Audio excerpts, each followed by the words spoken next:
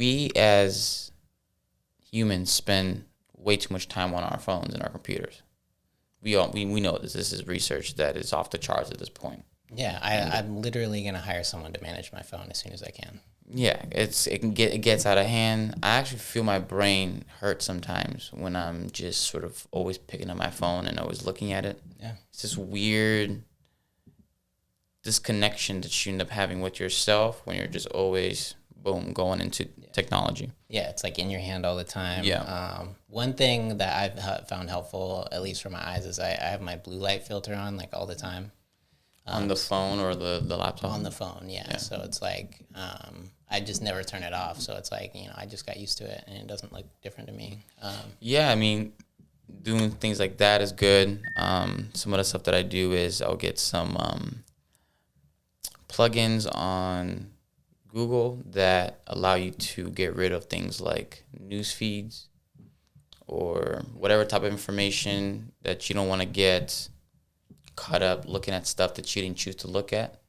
So going back to what you're saying, if you want to use your computer in a more efficient way and not get, because you could have every intention of getting work done, and you have, let's say, for example, you have to go into Facebook to get information to get that whatever work you're doing. There's a good chance 2 or 3 things are going to pull your attention before you reel your stuff back and be like, I'm here for that, actually. Happens to me pretty often because part of my business is run through Facebook. But I've come to find out that if you use tools that can do things like get rid of your news feed or block the app for a certain time frame. So for example, if you know that you're normally supposed to be working or doing your thing from the next 4 hours and you keep looking, you can actually get some apps that lock apps that you normally find yourself fucking around in. Yeah, and just wasting time. Yeah.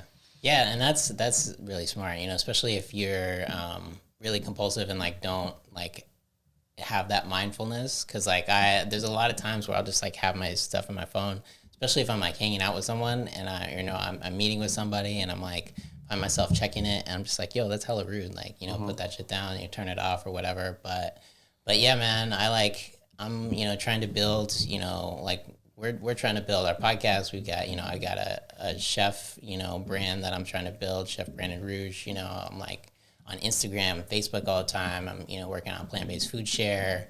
I've also got like just like fun stuff I'm doing. And so yeah, I'm finding myself on Instagram and all these things all the time. And I'm just like, yo, as soon as I can, I'm going to just like either get someone to manage it for me. And then like, as soon as my cookbook's out, like I'm gonna take a break. I might just turn my phone off for like a week, and like it's a nice thing when you do. If you could pull it off, for sure. Yeah. If you could pull off a week. Yeah, maybe no phone or no social media. Shit, I don't know. If I go on vacation, just turn my phone off for a week. I'd love to do that. Yeah, that's what's up. But maybe after my cookbook's been out for like a month or two, and I like don't have to do any like, hardcore promo. But yeah, man, I think it's important. I think it's important to unplug. It's tech takes over our lives, and it's easy to get caught up in the surfing and those feedback loops where you're checking your email, checking Facebook, you checking Instagram, you have to post a picture, you have to check how many likes you got, and then you're getting caught up in like anxiety loops, like, oh, what is, like I'm like pretty, thoughtful. And so anytime I post something, especially if it affects other people, I'm always like, oh shit, are they going to be offended by that? And I get in these weird anxiety loops and I'm just like, yo, like, chill out, like let it go. It don't matter like that. Yeah. Just like, don't stress. So the anxiety one, obviously you're probably aware that our generation and the newer generation under us, the anxiety levels are just through the roof. Yeah, we're in. My guess is social media plays a big part into it. Yeah. Yeah. Might not do the whole thing, but I think it's probably the biggest contributor. Yeah, you always feel like, someone's watching you or like you have to perform, and you have to like perform. Somebody's got to pop in life and your life's not that popping right now and you feel naturally less. Yeah, there's a new series out. I don't know if it's I can't remember. It might be on HBO. either or Netflix or something, but it's like Fake Famous, where people like buy followers and then they like create this like lifestyle that's literally just photographs. Like like they in the promo they show like a woman in like a swimsuit in like a bikini or something. She's laying down in a kiddie pool with like rose petals behind her, and then the guy's like standing over her with the. I'm just like, yo, like if you get into that point, like chill out, yo. Like it's not important. Like nobody cares really. Nobody cares on that level. Yeah, nobody really cares what you're doing. That's a crazy one that I've come to some conclusions sometimes. Is the whole like when you get caught up like, should I post it? Should I not? Yeah.